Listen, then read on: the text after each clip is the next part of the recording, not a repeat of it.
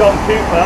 I'm a battlefield archaeologist and I come from Glasgow University in a dim and distant past. So TAP 2 is going to finish in 2015 and we're going to put on display everything we know about the Adam Park battlefield.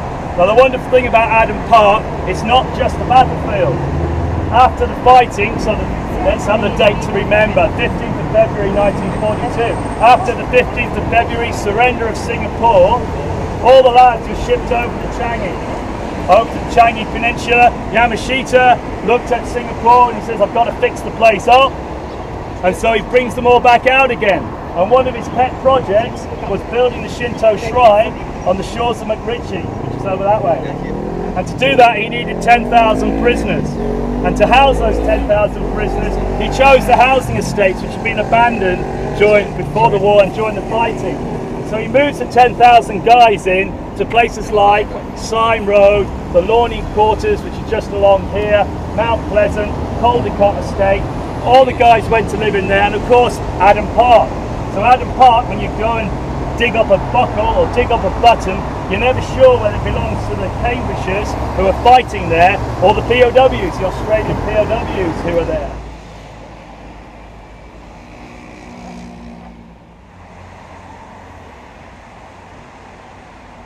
Fighting, they brought out Cinder Cross. They took a whole bunch of shots of the Sime Road prisoners, especially. Can we have that kind of political symbol right here in Singapore? Maybe that's.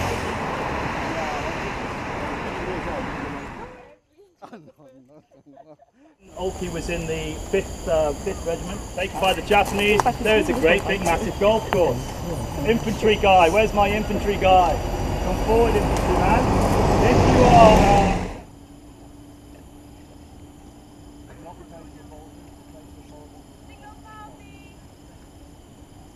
hedgerow, see the amount of concrete that's down there. Mr. Lee's house. What did we see which was old? Mr. Lee. You see him. What about Mr. Lee's house? Yeah, absolutely. Pre-war. There and all the aerial photographs, there and all the maps and everything. Yeah, definitely an old house. And like I was saying earlier, Mr. Lee is the place, and he started doing this map. So, can anybody spot this house, Mr. Lee's house on this particular? It's not rocket science. Okay, you can actually see that on the image, right? Which is absolutely critical. See from this shot what the thing looked like. And what you can see is ATAP huts, isn't it? The ATAP huts have been demolished, but the platforms are still there. And finally, there's this shot. Now this is interesting, because this is one you'll see named in lots of books, saying it's a prison camp up in Malaya, Thailand, some say it's even in Korea. It looks very, very, very, very, very similar to the Mackenzie map you've got and the aerial photograph. And the Oki and the 11th Regiment takes a golf course, clubhouse, can't stop, and a guy called Colonel Shimada. And at that point, Yamashita had flown over aircraft and dropped leaflets and said, "You want to surrender, Percival?" Not that I'm looking at you as Percival, but Percival. And he said, "Yeah, drop the leaflets." And he said, for great respect, he said, "No, we'll fight."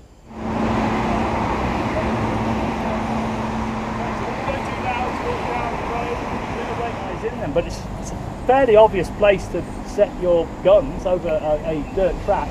But they don't seem to mention it. So you come up here and you go that direction. There is and there is another.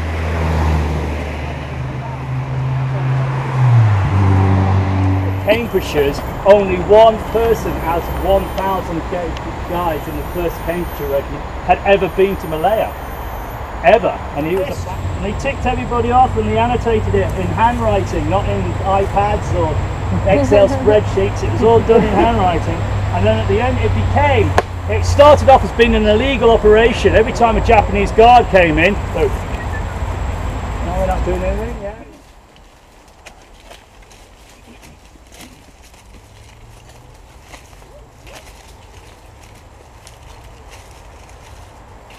The corner of the wood, if you think about it sensibly, You're going to bury these lads. You want to kind of have a chance of finding them at a later date, don't you? So when you say the corner of the wood, where would you logically put them so everybody can see them? At the corner of the wood against the road. Yeah, the road's there. Well, this is why we call it, the archaeologists call it, a feature. We do not know. What you could be looking at is the hole in the ground. When the Grave Record Unit came up here, they thought about looking for Joseph Shields at this point. They dug him up, but they didn't know who they dug up. Now, why is that? Surely you've got a note saying Joseph Shields and his other colleagues are in this corner of the wood. They dig him, but they don't identify him. There are thousands, hundreds of ways you can take a body and lose it. The other thing, they buried them here, and then a few days later the hogs got them, or the dogs got them. Somebody else came along and thought, oh, there's a hole in the ground there, I wonder what's there. They dug them up and scattered the bones around. So when they came in 45 to go and find these lads, they were not here.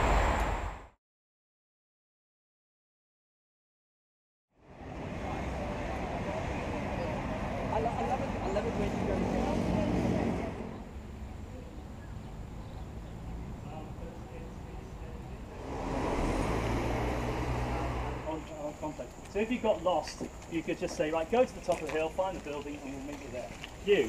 The whole thing was to look at the old stuff, and we went down Sime Road, and I just let you walk, and you walked and talked, and it used to jog you to say, look, this is the old stuff that's always around you. Then we went and had a look at Mr. Lee's house and the bunker, and talked about the black and whites, and the oldest golf course in town is a battlefield, and it's all there. And we took another little walk down to Mr. Lee's house, and we then looked at maps and how maps are so important. You know, so we get all these maps together, and you can then get an insight, and then you look around you and you can see everything on the ground. It's still there. We talked about how Sime Road, the history of Sime Road and all that. And then we looked on the other side and had a look at the golf course and talked about tanks. If you want to go and read Shamada's description of the fighting, he published it in a book called Tanks in Malaya, I think it is. So it's all kosher, I'm not just making it all up. And then we had another think about research and archives, and Dave Nelson's Bureau of Records Inquiries, and how important all that information is. And still today, information is coming out. I think more than ever that information is accessible, because you can sit here in Singapore and look at the archives in Kew, and they're digitizing everything, and everything is getting much, much easier. So yeah, it's not rocket science. It doesn't need a guy from Glasgow University to show you how to do this. It's a very, very easy thing to do. And the stories keep coming out. And the projects keep coming out. And then finally, we've just come across the road here, so you can finish off the attack in your head and realise how important the Bukit Brown area was as well. And that's all I have to say. My voice has run out. Thank and you. the time.